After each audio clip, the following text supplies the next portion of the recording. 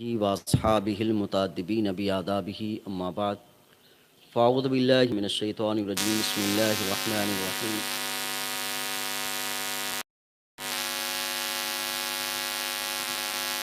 انما یعمر مساجد اللہ من آمن باللہ والیوم الآخر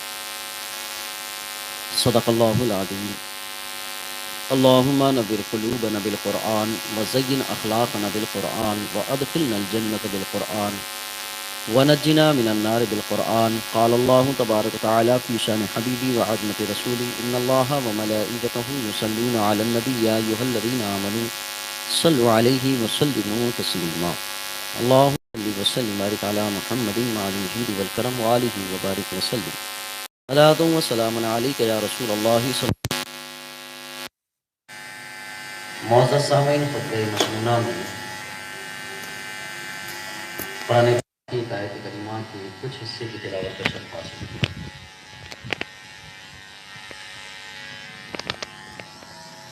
اللہ تبارک تعالیٰ نے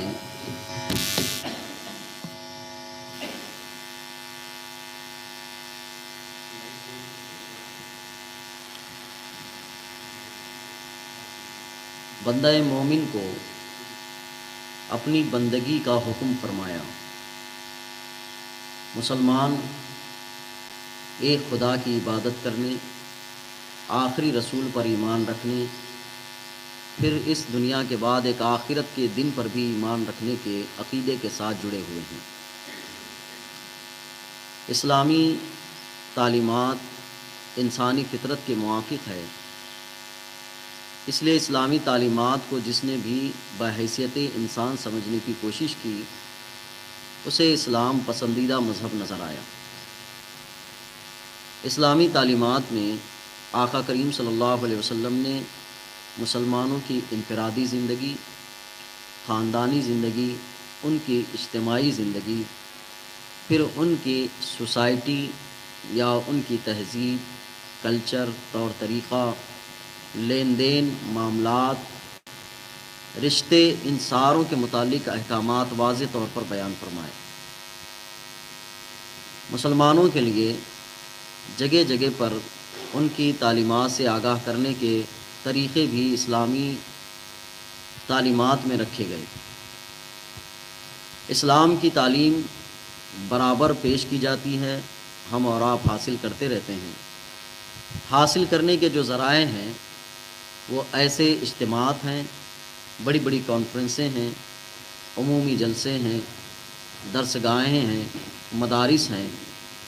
ایک دوسرے کے ساتھ انفرادی طور پر بیٹھ کر اسلامی احکامات معلوم کرنے کے طریقے ہیں، کسی عالم تک رجوع ہو کر دینی مسائل سے آگاہ ہونے کا طریقہ ہے، اور ایک طریقہ ہے ہمارے پاس مسجدیں۔ مسجدوں کے ذریعے سے بھی اسلامی تعلیمات کے حصول کا ایک بڑا ذریعہ ہے۔ مساجد کی تعمیر انسان کی آبادی کے وقت سے ہے۔ سب سے پہلے گھر جو بنایا گیا وہ کعبۃ اللہ ہے، جو اللہ کی عبادت کے لیے خاص بنایا گیا، اور بحیثیت مسجد اسلامی تاریخ میں سب سے پہلی مسجد مسجد قباء ہوئی تعمیر کے اعتبار سے۔ رہی بات مسجد ہونے کے اعتبار سے تو مسجد حرام تعمیر اسلامی تاریخ میں مسجد قباء کو پہلی تاریخی حیثیت حاصل ہوئی۔ آقا کریم صلی اللہ علیہ وسلم نے ان مساجد کے ذریعے سے اسلام کی دعوت و تبلیغ کا ایک اہم کام انجام دیا۔ مساجد کی اہمیت مسلمانوں کے لیے بہت اہمیت کی حامل ہے، بلکہ ایک ستون کا ذریعہ ہے، ایک بنیاد ہے۔ یہ ان مساجد کے ذریعے سے اسلام کی دعوت و تبلیغ اور مسلمانوں کو یکجا کرنے کا ایک پلیٹ فارم ہے۔ اس سے بہت سارے کام ہوتے ہیں، ہو سکتے ہیں، ہو چکے ہیں۔ آقا کریم صلی اللہ علیہ وسلم مدینہ شریف میں تشریف فرما تھے تو مسلمانوں کے احکامات یا اسلامی تعلیم یا اسلام کی تبلیغ و ترویج کے لیے الگ سے کوئی عمارت نہیں تھی، ایک سوائے مسجد نبوی کی۔ مسجد نبوی ہی وہ چیز تھی کہ جہاں پر عبادات بھی ہوتے تھے، جہاں معاملات بھی درست کیے جاتے تھے، اصحاب صفہ کا ایک چبوترا جس سے درسگاہ قائم تھی، وہیں سے مسلم کمیونٹی کو، مسلمانوں کو ہدایات جاری کیے جاتے تھے، عبادت بھی تھی اور دعوت بھی تھی، تعلیم بھی تھی، اور وہیں سے خدمت کے کام بھی انجام دیے جاتے تھے۔ تو گویا کہ نبی کریم صلی اللہ علیہ وسلم نے مسجد نبوی کو اسلامی تعلیمات یا اسلام کے فروغ کا ایک بڑا پارلیمنٹ بنایا، جہاں سے ساری چیزوں کا نظام چلے، قانونوں کا نفاذ ہو اور مسلمانوں کو احکامات بتا دیے جائیں۔ آج بھی ہم مسجدوں پر غور کرتے ہیں تو مسجدوں کی اہمیت اور افادیت بہت زیادہ نظر آتی ہے، لیکن اس کا استعمال بڑا محدود نظر آتا ہے۔ مسجدوں کی ایک حیثیت سب سے زیادہ نمایاں آج ہے، وہ ہے عبادت۔ اس کے ذریعے سے دعوت و تبلیغ ذرا کمزور ہے، تعلیم اور کمزور ہے، اس میں خدمت دین یا خدمت انسانیت بالکل کمزور ہے۔ مساجد مسلمانوں کے لیے ایک مرکزی حیثیت رکھتے ہیں۔ اگر آپ غور کریں تو تعلیمات اسلامی میں ایک نظام اتنا اچھا رائج ہو چکا کہ جس کے ذریعے سے مسلمانوں کو ایک دوسرے کے ساتھ اپڈیٹ رہنے کا طریقہ دیا گیا۔ آج دنیا کتنی تیز ترقی کر رہی ہے، کبھی ہمیں یہ پتہ چلتا ہے کہ جو چیز 10 سال پہلے آ چکی آج ہمارے علم میں آ رہی، کوئی 15 سال پہلے آئی، اس کا علم اب ہمیں ہو رہا ہے، اور کسی کا بہت واقعہ گزر چکا، آج ہم اس سے آشنا ہو رہے ہیں۔ یعنی ہماری معلومات اپنے ہی علاقے کے اعتبار سے بھی بالکل اپڈیٹ نہیں ہے۔ اپڈیٹ کے دور چلتے رہتے ہیں، اور اپڈیٹ کر کے انسان کو بالکل آگاہ کیا جاتا ہے اچھائی اور برائی سے۔ لیکن مساجد کا نظام اتنا جامع ہے کہ روزانہ 5 دفعہ اپڈیٹ کرنے کی صورت کو اسلام نے رکھا ہے کہ 5 وقت حاضر ہو، ایک دوسرے کے حالات سے باخبر ہو، کون بیمار ہے، کون ضرورت مند ہے، کس کی کیا کنڈیشن ہے، کون کتنا اچھا ہو چکا، کس کے اندر خرابیاں پیدا ہوئی، اچھائیاں کس کے پاس آئی، برائیوں سے کتنے لوگ جڑ گئے۔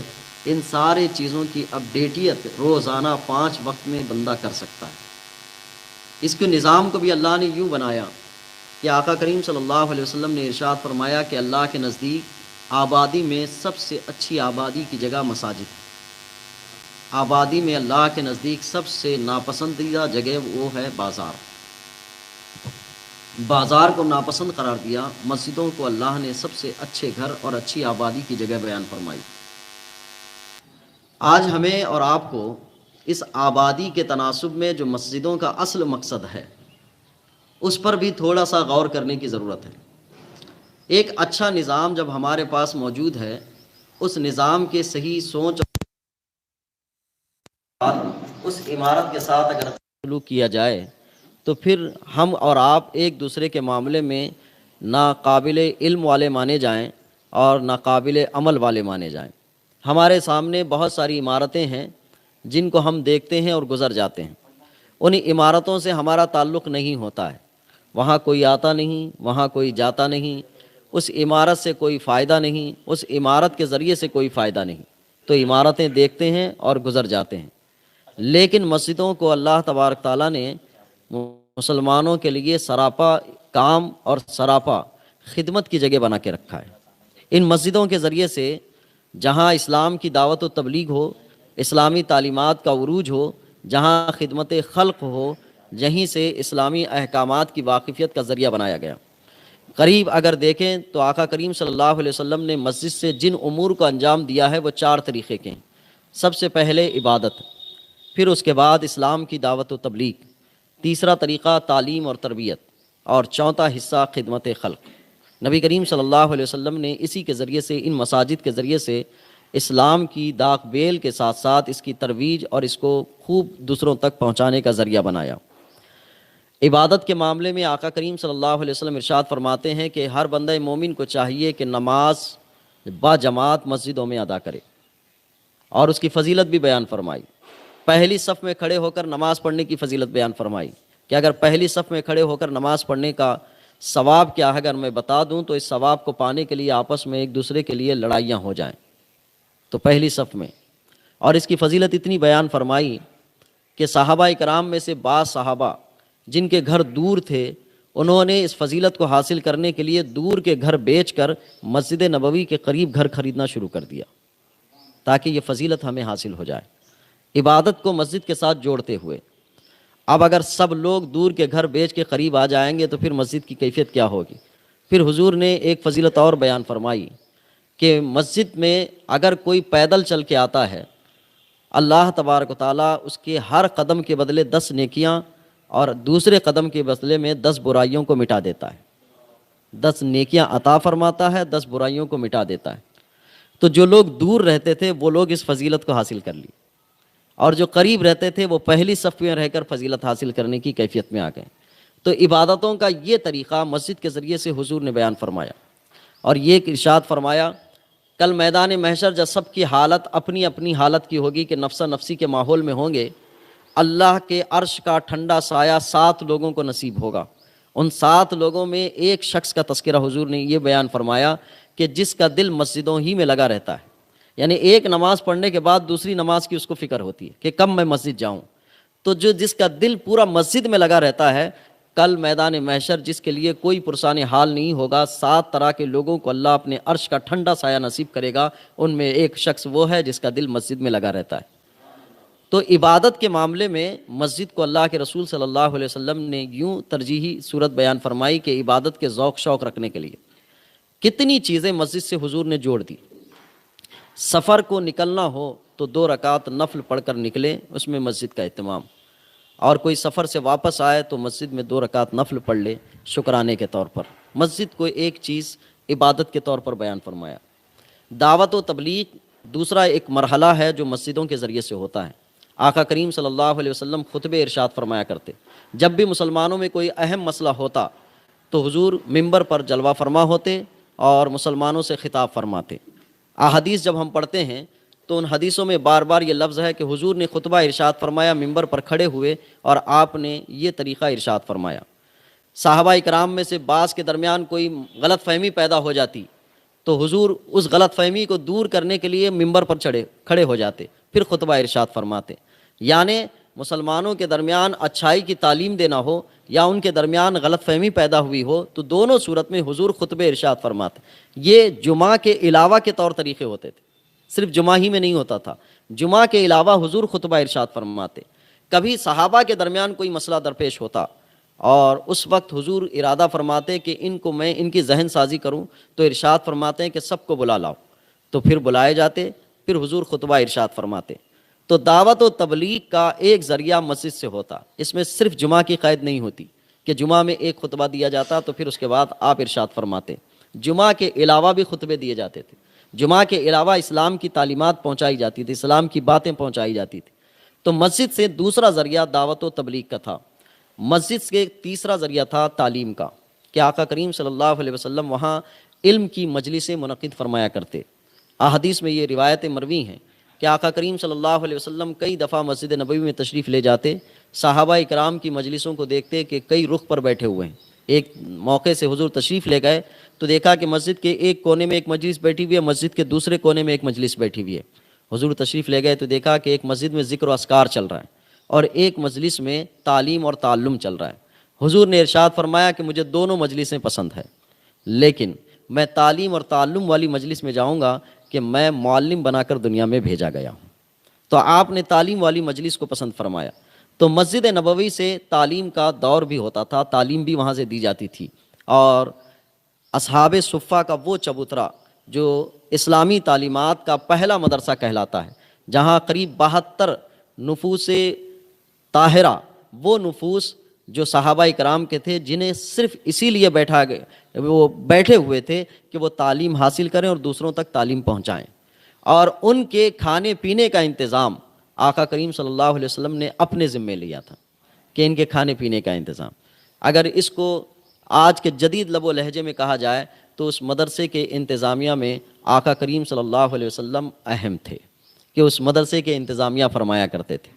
تو مسجد کے متصل میں ایک چبوترا جہاں پہ صحابہ کرام کی ایک عظیم جماعت تھی، وہیں سے حضرت ابو ہریرہ رضی اللہ تعالیٰ عنہ محدث جن سے سب سے زیادہ روایت حدیث ملتی ہے، حضرت عبداللہ ابن مسعود جو سب سے بڑے فقی جو فقاہت میں آ گئے، انہی صحابہ اکرام میں جرنیل صحابہ بھی ہیں، صوفی صحابہ بھی ہیں، متقی صحابہ بھی ہیں، وہ سارے صحابہ اسی جماعت سے نکلتے ہیں۔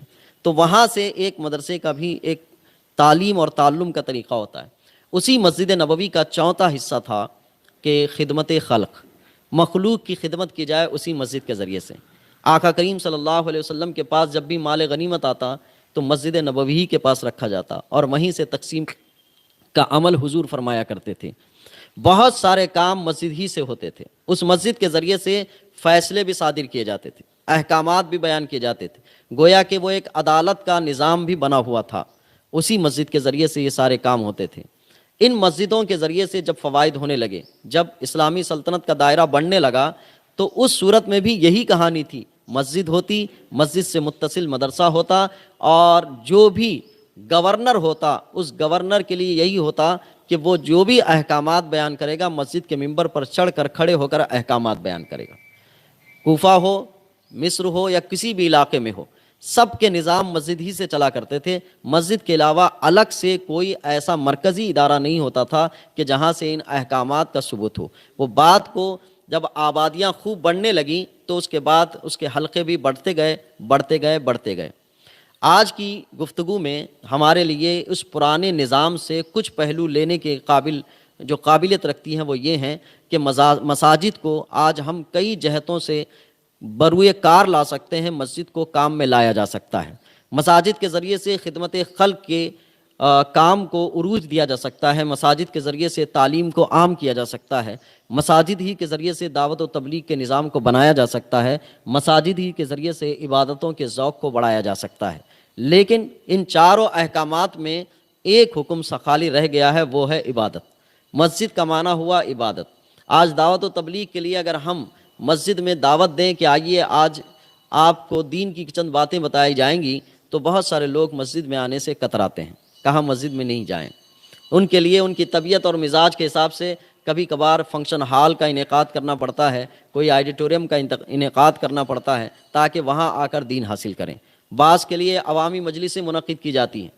تو دعوت و تبلیغ کا ایک اہم ذریعہ بھی مساجد ہے کہ دعوت و تبلیغ کے لیے جب بھی کوئی نیا مسئلہ درپیش ہو تو مسجد کے دروازے اس باب کے لیے کھلے رہیں، اس بات کے لیے کھلے رہیں کہ آج نئے مسئلے کی وضاحت کے لیے مسجد میں ایک گفتگو ہوگی اور لوگوں کو اپڈیٹ کیا جائے گا اس معاملے میں کہ اس حیثیت سے مسجدوں کا انتظام کیسے۔ پھر تعلیم، آج مدارس کی ایک اہمیت ہے، مدارس کے ذریعے سے دین کے خادمین پیدا کیے جاتے ہیں، ان کے ذریعے سے بھی مساجد میں اس کا بھی ایک دروازہ کھولا جا سکتا ہے اور اس حیثیت سے تعلیم و تربیت کی جا سکتی ہے۔ کتنے لوگ ہیں ہمارے پاس جو آج قرآن کو صحیح سے پڑھنے کا طریقہ نہیں جانتے، اگر طریقہ جانتے ہوں تو نماز جو اہم عبادت ہے اس کے فرائض و واجبات سے واقف نہیں، یا زکوٰۃ یا حج یا روزہ، یہ وہ جو اہم فرائض ہیں ان سے ان کی واقفیت نہیں ہے۔ یہ تعلیم کی سخت ضرورت انہیں ہے، لیکن وہ مدرسہ نہیں جا سکتے کہ مدرسے میں باضابطہ بیٹھ کر پڑھ سکیں۔ مساجد میں اس کا انتظام و اہتمام بھی ہو سکتا ہے کہ بھئی جن کو جو چیز نہیں آتی ہے وہ سیکھنے کے لیے وہاں آ سکتے ہیں۔ تو تعلیم کا ذریعہ بھی مساجد کی پلیٹ فارم سے ادا کیا جا سکتا ہے۔ اور چوتھا طریقہ وہ ہے خدمت خلق، مخلوق کی خدمت کرنا، اب اس میں جس کو جیسی ضرورت ہے۔ یہ چار پہلو آقا کریم صلی اللہ علیہ وسلم نے مسجد نبوی سے بیان فرمائے تھے اور ان چاروں طریقوں کے ذریعے سے دین کی ترویج و اشاعت کا اہم مرحلہ بھی استعمال کیا تھا۔ آج ہمارے پاس اس کو صرف ایک عبادت کے ذریعے سے استعمال کیا جاتا ہے۔ میں آج مسجد کے انتظامیہ کے حوالے سے چند باتیں اپنی ثوابدید پر گوش گزار کرنا چاہتا ہوں کہ کیسے ہونا چاہیے، کیسے تبدیلی ہمارے اندر تھوڑی بہت لائی جا سکتی ہے۔ مسجد انتظامیہ اس حیثیت سے مسجد کی تعمیر اور اس کی ترقی کے لیے کوشاں ہو سکتی ہے کہ سب سے پہلے مسجد کی تعمیر ہونے سے پہلے مسجد کے اغراض و مقاصد سے واقفیت ہو کہ مسجد کی کیا کیا ضروریات ہیں۔ میں بڑے تکلیف کے مرحلے سے یہ بات کہوں گا کہ مسجد کی بڑی بڑی تعمیروں کے ساتھ مسجد کے ضروریات کی پوری واقفیت نہ ہونا ہمارے اندر ایک کمی اور ایک غفلت ہے۔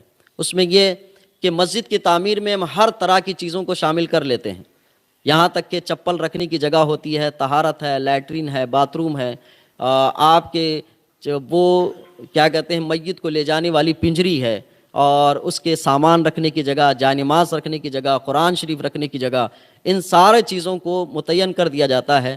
لیکن ایک اہم چیز جو مسجد کے ستون کہلاتے ہیں، مسجد کے امام اور مؤذن، ان دونوں کے رہائش کے لیے کبھی کبھار اتنا چھوٹا کمرہ کہ جس سے وہ آ کر بڑی مشکل سے تھوڑا سا لیٹیں یا بیٹھیں پھر چلے جائیں، اس سے زیادہ کی گنجائش اس میں نہیں ہوا کرتی۔ امام اور مؤذن یہ مسجد کے اہم ستون ہیں۔ بہت سارے مقامات پر دنیا کے مساجد کے ذریعے سے، مولانا ہمارے ایک ساتھ ہیں، ہمارے ساتھی ہیں، افریقہ میں امامت کرتے ہیں، 3 وقت کی امامت ان کے ذمے ہے، باقی وقت ان کے لیے کیا ہے، مسجد سے متصل ایک لائبریری ہے جہاں پہ انہیں بیٹھنا ہے۔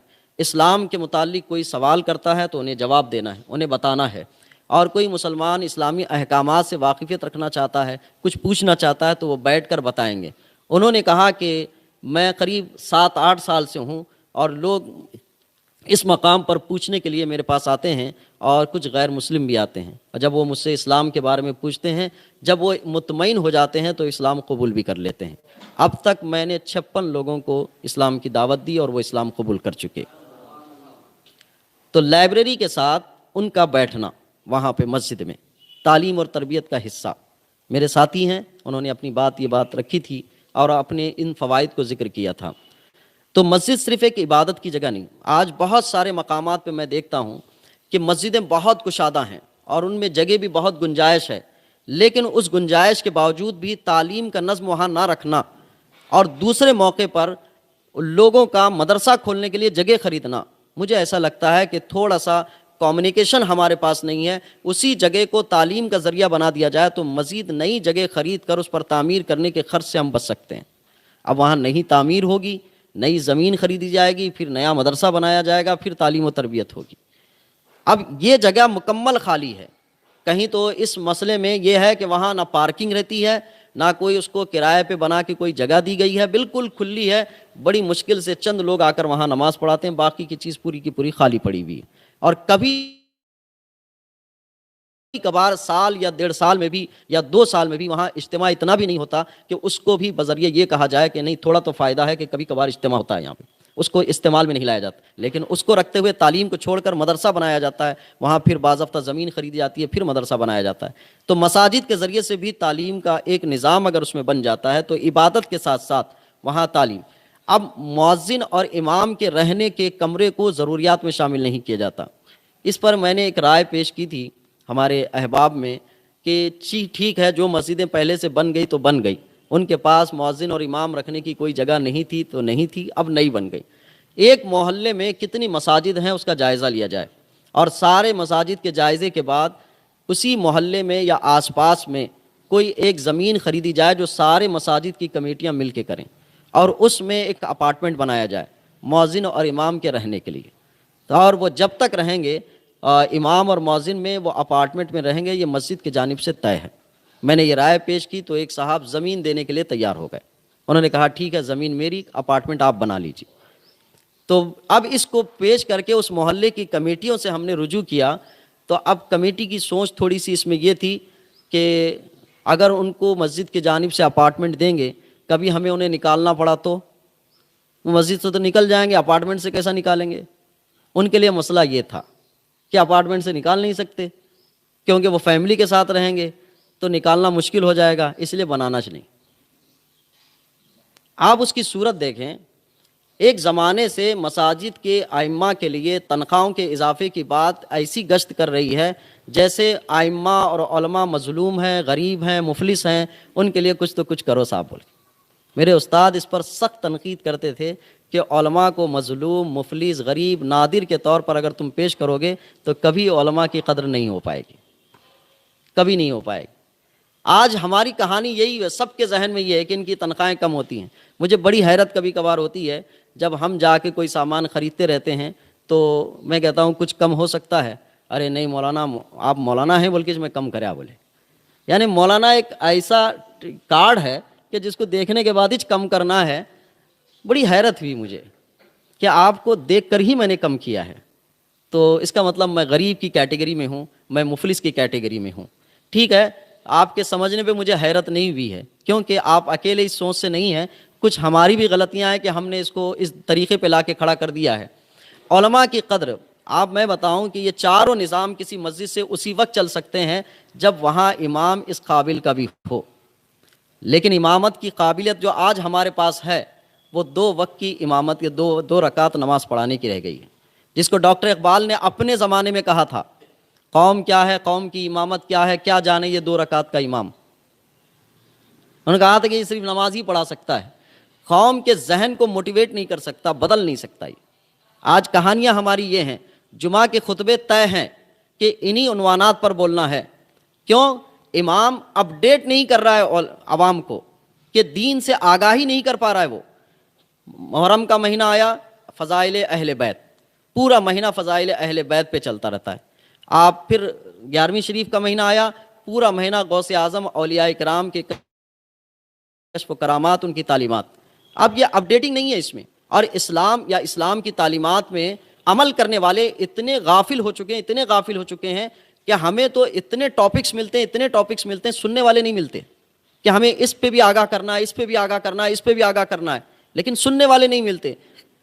اور مساجد کے خطبے اتنے محدود کر دیے گئے ہیں کہ پورا سال گزر جاتا ہے، نئی بات، نئی اپڈیٹنگ کسی سے نہیں آتی۔ اب اس میں وجہ کیا ہے؟ وجہ یہ ہے کہ عام آدمی بھی مخصوص ٹاپک کو ہی سننے کا عادی، یا عوام اسی سننے کے عادی۔ دوسرا یہ کہ وہ جو علماء ہوتے ہیں، وہ علماء خود ہی زمانے سے آشنا نہیں ہوتے، یا ہم نے ایسے ہی علماء کا انتخاب کیا ہوتا ہے جو زمانے سے آشنا نہیں رہتے۔ انہیں مخصوص عبادات اور معاملات پر گفتگو کرنی ہوتی ہے، وہ اپنی ذمہ داری ختم کر کے آگے بڑھ جاتے ہیں۔ تو اسی لب و لہجے، اسی طور طریقے کو ڈاکٹر اقبال نے کہا تھا، قوم کیا ہے، قوم کی امامت کیا ہے، کیا جانے یہ 2 رکعت کے امام۔ پھر امامت کے بارے میں سوال ہوا تو ڈاکٹر اقبال نے پھر لہجہ بدلتے ہوئے کہا تھا کہ قوم کی امامت کیا، تو نے پوچھی ہے امامت کی حقیقت مجھ سے، حق تجھے میری طرح صاحب اسرار کرے، ہے وہی زمانے میں امام برحق جو تجھے حاضر و موجود سے بیزار کرے، موت کے آئینے میں دکھا کے رخ دوست، زندگی تیرے لیے اور بھی دشوار کرے۔ یہ امامت کی تعریف انہوں نے بتائی تھی۔ میں نہیں کہتا کہ یہی امامت چاہیے، لیکن آقا کریم صلی اللہ علیہ وسلم نے اس مسجدوں کے اغراض و مقاصد کے ذریعے سے جن چیزوں کو انجام پذیر کرنا تھا، ان چیزوں میں بھی ہم اتنے پیچھے ہیں اور اتنے فائدے سے خالی ہیں کہ اگر اسی پر ایک اچھی ذہنیت اور سوچ و فکر کے ساتھ، ایک تال میل کے ساتھ کام کیا جائے تو بہت ساری چیزوں میں ہم اشتراکی کام کو بڑھا کر قوم کو زیادہ سے زیادہ نفع پہنچا سکتے ہیں۔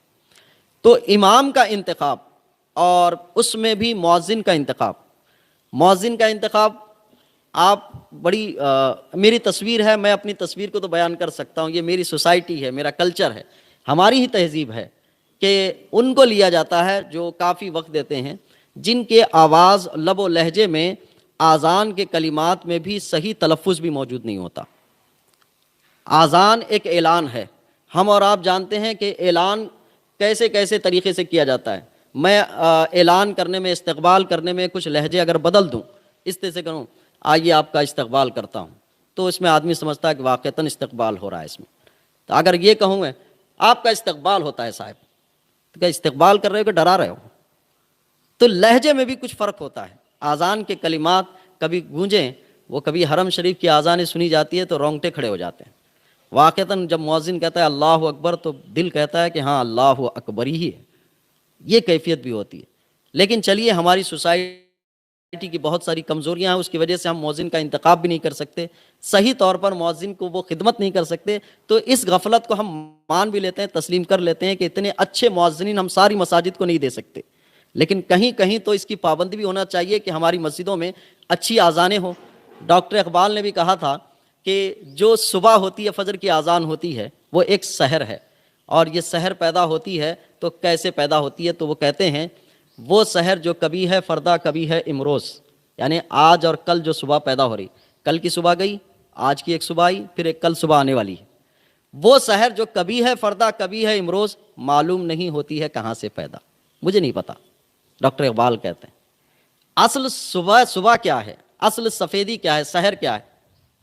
تو آگے کے 2 مصرعے میں کہتے ہیں وہ سحر جس سے لرزتا ہے شمع سبستان وجود، ہوتی ہے بندہ مومن کی اذان سے پیدا۔ یہ صبح شام جو روزانہ آ رہی ہے، مجھے نہیں معلوم کہاں سے پیدا ہوتی۔ اصل صبح تو جو ہوتی ہے وہ بندہ مومن کی اذان سے پیدا ہوتی ہے۔ مؤذن اور امام کا انتخاب یہ ہمارے انتخاب کی کہانی بیان کرتا ہے کہ ہم کیسا چاہتے ہیں۔ اگر ہم، آپ کو میں اندازہ بولوں، اچھے علماء کی کمی نہیں ہے، مساجد کے انتظامیہ کی وجہ سے اچھے علماء امامت نہیں کرنا چاہتے، جس کی وجہ سے سوسائٹی کو اپڈیٹنگ نہیں مل رہی ہے دین کی۔ دین جو ہر شعبے میں رہنمائی کرنا چاہتا ہے وہ نہیں مل رہی ہے۔ اس کی وجہ ہے کہ اچھے علماء امامت پر نہیں ہیں۔ جب اچھے علماء امامت پر نہیں ہیں تو ان کو لیا گیا ہے جو 5 وقت پابندی سے نماز پڑھا کر اپنا وقت گزار کے نکل جائیں۔ تو ایک بہت بڑا نفع ہمارے حسن انتخاب نہ ہونے کی وجہ سے ہو رہا ہے۔ اور اس معاملے میں دوسرا نقصان کیا ہو رہا ہے؟ کیونکہ ہم مدرسے سے جڑے ہوئے ہیں، ایک نیا پروڈکشن تیار نہیں ہو رہا ہے۔ وہ کہہ رہا ہے کہ ہم اتنا اچھا پڑھ کے جائیں گے کہاں، کیا کریں گے، ہم امامت ہی کریں گے۔ امامت تو ٹکاؤ کی چیز ہے ہی نہیں۔ اب سب کا ذہن بن گیا تو اچھا پڑھنا کئی کو، کس چیز کو پڑھنا؟ اچھی تقریر سیکھو، اچھا نعت پڑھنا سیکھو، کیونکہ ایک تقریر کرے، ایک پروگرام کرے تو 1 مہینے کی تنخواہ کے برابر ہدیہ ملتا۔ ختم ہو گئی۔ سوسائٹی کا سوچ اور فکر بدلتی جا رہی۔ اب علماء فضائل بیان کر رہے ہیں، طلباء پر محنت کر رہے ہیں، مدارس میں اچھا پروڈکشن نہیں تیار ہو رہا ہے۔ وجہ یہ ہے کہ ان کا مستقبل اندھیرے میں نظر آ رہا ہے۔ ہم کو معلوم ہے کہ ساری زبانوں میں سب سے کمزور زبان اب ملک میں اردو بنتی جا رہی ہے۔ اس کی وجہ کیا ہے؟ کیونکہ اردو کے ذریعے سے کوئی مستقبل نظر نہیں آ رہا ہے۔ سارے لوگوں نے انگلش میڈیم میں اسکول کرا لے، بچوں کو کرا لیا۔ کیوں؟ کیونکہ فیوچر اسی میں ہے۔ جب علماء کو بھی ان کا فیوچر نظر نہیں آئے گا تو کھپت تیار نہیں ہوگی۔ کھپت تیار نہیں ہوگی تو پھر آپ کو دین کے معاملے میں صحیح رہنمائی کرنے والے بھی لوگ موجود نہیں ہوں۔ خال کہیں پہ بیٹھے ہوئے ہیں، وہ خود دین کے جذبے کے نام پر بیٹھے ہوئے ہیں تو وہ کر رہے ہیں، ورنہ قوم نے کوئی تیاری کے لیے اسباب اور وسائل نہیں بنائے، تو علماء تیار نہیں ہو رہے۔ جن کی آواز اچھی ہے وہ نماز میں قرأت کے ذریعے سے لوگوں کے دلوں کو محظوظ کرنے کے بجائے نعت پڑھ کر وہ اسٹیجوں کی زینت بنتے ہوئے نظر آ رہا ہے۔ کہیں کہ وہاں جائیں گے، کیوں؟ وہاں جانے کے بعد اچھی قرأت کے ذریعے سے جو نماز پڑھائی جائے گی، ہمیں پورے مہینے میں 6,000 روپے تنخواہ دی جائے گی۔ ایک نعت کی محفل میں چلے جاتے ہیں، وہاں کچھ ہدایت اور نظریں دینے کا بھی ایک طریقہ بنا ہوا ہے، اس سے تو ہمارا کام بن ہی جائے گا۔ جب مستقبل اندھیرا رکھا جاتا ہے تو اس طرح سے تو کچھ خرابیاں پیدا کرنے کے لیے اسلام دشمنوں کی ضرورت نہیں ہے، ہماری غفلتیں، ہماری کوتاہیاں ہی کافی ہو جاتی کہ ہم نے یہ سوچ اور فکر کے ذریعے سے ہمارے مساجد کے انتظامات ایسے درجے پہ لا کے کھڑا رکھا ہے۔ یقیناً مسجد کی تعمیر میں جتنے اخراجات ہوتے ہیں، کبھی ایک جٹ ہو کر سوچ کے بیٹھ کے دیکھیں کہ ہمیں مسجدوں کی تعمیر کے ساتھ ساتھ علماء کی تعمیر پر بھی اگر کچھ خرچ کرنا ہے کہ علماء تعمیر ہوں، تو یقیناً افراد کی تعمیر یعنی یہ عمارتوں کی تعمیر سے بہتر ہوا کرتی۔ افراد تعمیر ہوں۔ میرے آقا کریم صلی اللہ علیہ وسلم نے اسلام کی دعوت و تبلیغ میں بہت زیادہ مساجد اور مدارس نہیں بنائے، سب سے پہلے افراد تعمیر فرمائے۔ جب 4 وہ خلفائے راشدین، جن کو آج دنیا یہ کہتی ہے کہ یہ خلفاء ہیں، راشدین ہیں، وہ تعمیر تھے، پھر اس کے بعد تعمیرات کے سلسلے بہت طویل ہوئے۔ تو افراد تعمیر کرنا اصل میں قوم تعمیر کرنے کے برابر ہے۔ اہم بنیادی چیزیں ہیں یہ، ہم جن چیزوں پر ٹکے ہوئے ہیں۔ اسکول بہت زیادہ ضروری ہے کہ تعلیم یافتہ ہوں گے تو قوم ترقی کرے گی۔ اسی طرح سے مذہبی علماء تیار ہوں گے تو مذہب کی تحفظ اور حفاظت کے لیے اچھے لوگ تیار ہوں گے۔ اور ان کے لیے جہاں مدارس پر توجہ دینے کی ضرورت ہے، اسی کے ساتھ ساتھ وہ مدرسے سے فارغ ہونے کے بعد جس فیلڈ میں کام کریں گے وہاں ان کو موقع اور مرحلے ملنے کی ضرورت ہے۔ میں اس لیے اس تجزیے کی بات کر رہا ہوں کہ میں جن علماء کے درمیان رہتا ہوں، میں اپنے سے بہت زیادہ قابل علماء کو دیکھتا ہوں۔ کوئی قلم کے دھنی ہیں، کوئی زبان کے دھنی ہیں، کوئی قرآن کے دھنی ہیں، کوئی فہم قرآن کے دھنی ہیں، لیکن میں ان کو دیکھتا ہوں کہ وہ خاموش کونے میں کہیں بیٹھ کر اپنی صلاحیتوں کو بالکل خراب کرنے کے در پہ ہیں۔ لیکن خراب کرنے میں جہاں ان کی سوچ کی بھی تھوڑی سی کمی ہے، ہماری لوگوں کا تعلق بھی ان کی ہمت افزائی سے جڑا ہوا نہیں۔ تو جب ہمت افزائی سے نہیں جڑا ہوا ہے تو اچھے تیار ہونے کے بعد بھی وہ کام پر نہیں آ رہے ہیں، جس کا نقصان ہمیں ہو رہا ہے۔ اتنی بات آپ کو مثال کے طور پر سمجھ کے دھیان رکھنی ہے، پورے شہر میں اگر جانوں کی حفاظت کے لیے لوگ اطمینان سے جی رہے ہیں وہ اس بنیاد پہ جی رہے ہیں کہ کبھی بھی ہمیں کچھ ہوگا تو ہمارے پاس اچھے ہاسپٹلس ہیں، اچھے ڈاکٹرس ہیں۔ تو جن علاقوں میں اچھے ہاسپٹلس، اچھے ڈاکٹر ہوتے ہیں، وہاں کی آبادی مطمئن ہو کر زندگی گزارتی ہے کہ کبھی کچھ ہوگا تو ہم ڈاکٹر کی طرف رجوع لے آئیں گے۔ اور جن علاقوں میں اچھے ہاسپٹلس اور اچھے ڈاکٹرس نہ ہو، وہاں کی آبادی ہمیشہ خطرے میں جیتی ہے کہ کبھی کچھ ہوا یار یہاں سے وہاں شولاپور تک بھاگنا پڑے گا، وہاں بھاگنا پڑے گا، اس کے درمیان بچا تو بچا نہیں تو نہیں۔ اسی طرح دین کے تحفظ کرنا ہو تو ہمیں یہ سوچنا پڑے گا کہ یہاں اچھے علماء کی ٹیم بھی تیار ہو کہ جب بھی ضرورت پڑے تو ہمیں وہ سیاسی ہو، سماجی ہو اور خاندانی ہو، انفرادی ہو، عبادت ہو، معاملات ہو، خدمت خلق ہو، وہ اچھی رہنمائی کرے ہماری۔ جب اچھی رہنمائی کریں گے تو یہ آبادی بھی مذہب کے معاملے میں محفوظ رہ سکتی ہے۔ تو مساجد کے ذریعے سے میں بہت تفصیل چیزیں اس پر سوچ کے رکھا ہوں، لیکن وقت کی تنگی دامن گیر ہے۔ میں نے چند باتیں ذکر کی ہیں کہ مساجد یہ 4 طرح کی چیزوں پر کام کرنے کے لیے کام کر سکتی ہیں۔ ایک، عبادات کو وقتوں پر ادا کرنا، یہ مسجد کے کاموں میں سے ہے۔ دوسرا، تعلیم، ان مساجد کے ذریعے سے تعلیم دی جا سکتی ہے۔ آپ کو غور کرنے کی ضرورت ہے اس چیز پر کہ مساجد کے ذریعے سے سب سے پہلے اہم جو تعلیم دلوانی ہے وہ ہے قرآن شریف ٹھیک انداز سے پڑھنا، نماز کا طریقے سے صحیح واقفیت ہونا، رمضان روزے رکھنے چاہتے ہیں تو اس سے واقفیت ہونا، زکوٰۃ کی اہمیت سے اور اس کے فرائض اور اس چیزوں سے واقفیت ہونا، حج کو بندہ جانا چاہتا ہے تو اس کے لیے ایک تربیتی سینٹر ہونا، اسی جگہ پر اسی ذریعے سے ہونا کہ آپ کو حج کے مسائل سے صحیح طور پر واقفیت کرائی جا سکے، کیونکہ یہ عبادات کے حصے میں سے ہے۔ عبادات کے حصے میں سے ان 4 5 ارکان پر انہیں رہنمائی ملنا، اور رہنمائی ملنے کے لیے وہاں پر رہنمائی کرنے والے علماء بھی ہوں، یہ لازمی بات ہے۔ ورنہ ہوگا کہ پورے شہر میں سے صرف 1-2 پر اگر آپ ٹکاؤ رکھیں گے تو پورے شہر کی وہ حفاظت تو نہیں ہو پائے گی۔ پورے علماء یا اتنے علماء سے اتنی آبادی کا یعنی آبادی کو کور نہیں کیا جا سکتا، یہ ایک طریقہ کار سے ہے۔ اور پھر اس کے بعد خدمت خلق کا بھی ایک طریقہ ہے۔ مساجد کے ذریعے سے خدمت خلق میں ایک چیز ہمیں محسوس ہوتی ہے کہ مسجد کی تعمیر سے پہلے ہی کچھ حصہ مسجد کی جگہ نہیں بلکہ ضروریات زندگی کے نام سے کچھ حصہ وقف ہو، اور یہ کہا جائے کہ یہ عبادت کرنے کے لیے اتنی سی جگہ ہے، اس کے بعد ہمارے لیے ضروریات زندگی کی تکمیل بھی اسی پلیٹ فارم سے کی جائے۔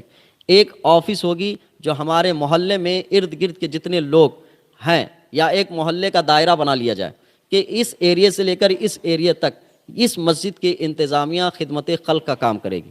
اس میں یہ ہوگا کہ مسجد کے باہر ٹھہر کر خواتین جو اپنی ضروریات کے لیے طلب کرتی ہیں وہ طلب کرنے والے نہ ٹھہرے وہاں۔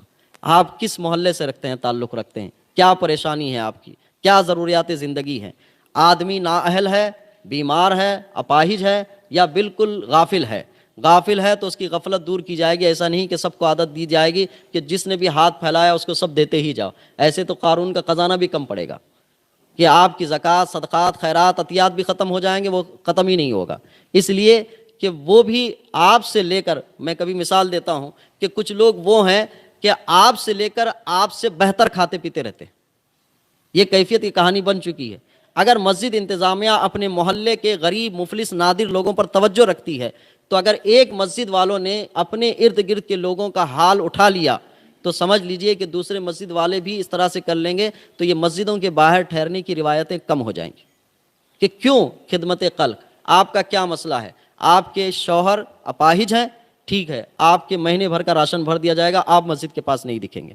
آپ کچھ محنت کریں، کسی کے ہاں کپڑا دھلیں، برتن دھلیں، یا خالہ ماں کی نوکری کریں، کسی اسکول میں جاب کریں، کہیں نگرانی کرنے کا، عزت کے ساتھ، پردے کے ساتھ آپ جو کام کر سکتے ہیں اس کی ترغیب دے مسجد کمیٹی۔ جب ان لوگوں کو کام دیا جائے گا اور ہاتھ پھیلانے کے اس کیا کہتے ہیں عیب دار عمل سے روکا جائے گا، تو اللہ نے وعدہ فرمایا ہے کہ جو قوم، جو آدمی مجھ سے جیسی نیت کرتا ہے میں اس کے ساتھ ویسے ہی معاملہ کرتا ہوں۔ اگر ہم نے یہ نیت کی کہ اللہ میری معاشرت سے ہاتھ پھیلانے والوں کو کم سے کم تر کر دے، تو اللہ ہمارے ساتھ ایسے ہی معاملہ فرمائے گا۔